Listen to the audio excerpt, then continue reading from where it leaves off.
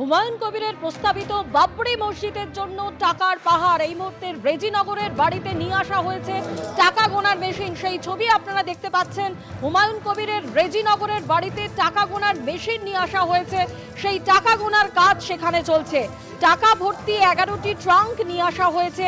টাকা গুনতে 30 জনকে নিয়োগ করা হয়েছে।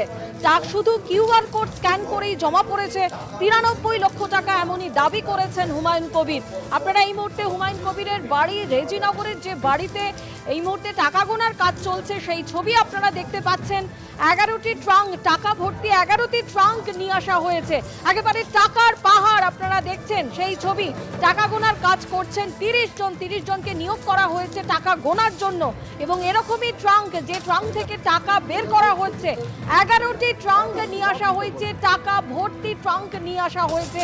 এই মুহূর্তে হুমায়ুন কবিরের রেজিনগরের বাড়িতে গোনার কাজ